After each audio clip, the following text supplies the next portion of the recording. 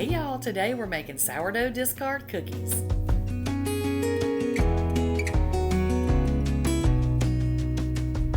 Okay, so we're going to start out with sort of a medium-sized bowl, and we're going to go ahead and get our dry ingredients put together, and then we'll add our wet ingredients and get everything combined in a minute. Now, you don't need to preheat your oven right now.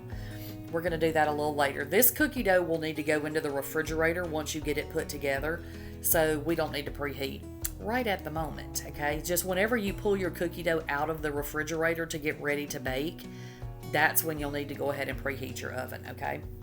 So what I'm adding in here is 4 cups of all-purpose flour. And then we're going to add in 2 teaspoons of baking soda, not baking powder. We need baking soda, okay? And y'all, those fancy new measuring spoons that I have right there, I got those off of Temu. They were like, I don't know, $5 or something. I don't know, but I love them. They're magnetic. They all stick together so I don't have to chase them down in the drawer, which is fantastic for me because my regular drawers look like a junk drawer and I can't find nothing. Okay, so now I'm adding in 4 teaspoons of cornstarch. I know that's not a common ingredient. We do use it sometimes, but not all the time. But in this particular recipe, calls for it, y'all, so we're going to use it. So 4 teaspoons of cornstarch, and then 1 teaspoon of salt.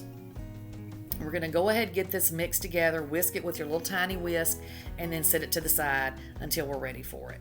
And just so y'all know, this makes a gigantic amount of cookies. It makes between 36 to 40 cookies, okay? And the cookies are like the size of the palm of my hand when they cook. They're big cookies. So it makes a lot of cookies, but you could definitely freeze some of the dough if you don't want to bake this many cookies at once. So to our big bowl, we're going to add in 1/2 cup of sugar because this is our wet ingredients. And you know, we've talked about this before. Sugar is considered a wet ingredient.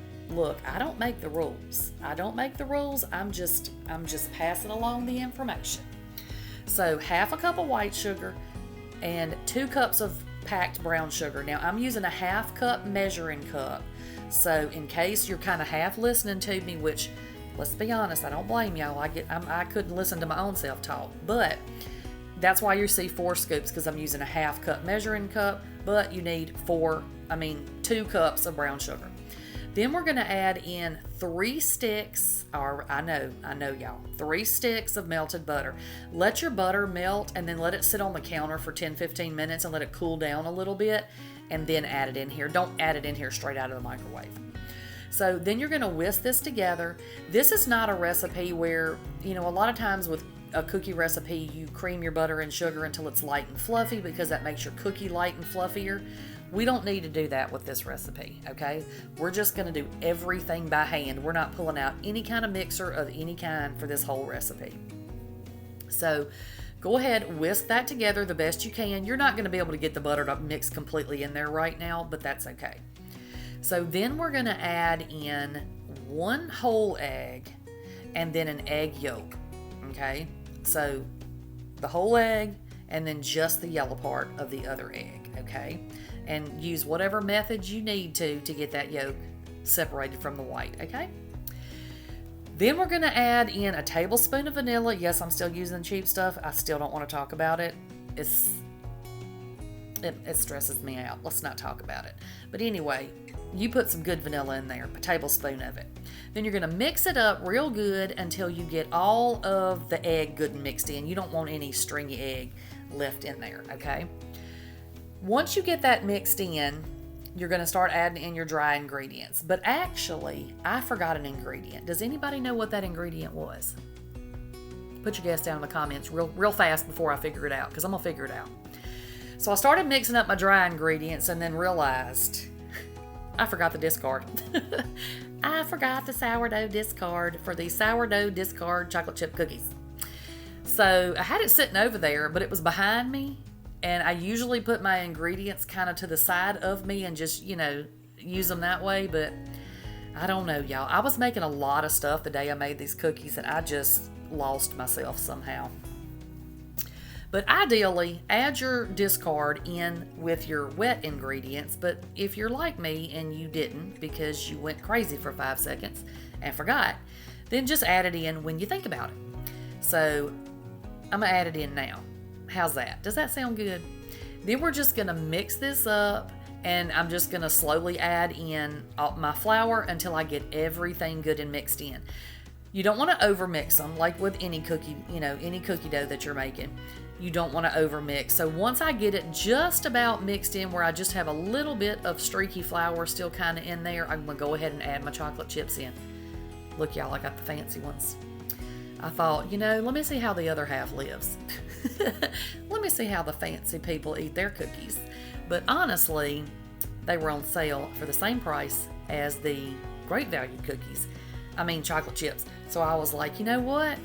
Let me try them out. I'll try them out. We'll see. We'll see how it goes. So you need 3 cups of chocolate chips, y'all. That's a lot of chocolate chips. So a bag and a half, if you don't want to measure, it's a bag and a half of chocolate chips, okay? We're going to fold that in till we get our chocolate chips good and mixed in there. Then we're going to put this in the refrigerator for at least an hour, but you can leave it overnight if you need to, okay? Once you pull them out of the refrigerator to start making them, go ahead and get your oven preheated to 350 degrees Fahrenheit. Now I'm going to use a 1 tablespoon cookie scoop because my medium-sized one, I broke it. So I'm using the small one, but we need 2 tablespoons of cookie dough. So you need to overfill your cookie scooper, okay? You can see the size, see how much I had hanging out of my cookie scooper. You don't need to form these into perfect balls, okay? So just scoop it out. I kind of tuck the little straggly edges in, just a little bit, and make sure my chocolate chips aren't falling out. And those silicone mats that you see are like 9 by 13. So that's how big this pan is, okay? And I can only fit 12 of these cookies on here. I'm telling y'all, these are huge cookies. So you're going to put these on here, leave plenty of room for them to spread out. We're going to bake these 350 degrees Fahrenheit for about 13 to 15 minutes. When they start to brown around the edges, that's when you need to pull them out. And then I let mine sit on the pan just until they've sat long enough to where they're not going to fall apart on you. And then I scoop them out or scoop them up and put them on a cooling rack to finish cooling. And y'all, I'm telling you, I did a little test just because I love a chewy cookie. I don't like a crunchy cookie.